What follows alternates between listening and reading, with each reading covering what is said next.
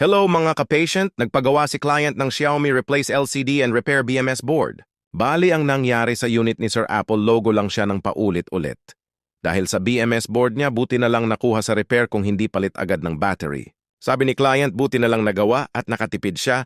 After magawa, chinek muna natin yung LCD bago ipalala-move. Feel free to leave any questions or comments below and we'll do our best to help you out. As you can see, the new screen is functioning perfectly. Thank you for watching. If you found this video helpful, please give it a thumbs up.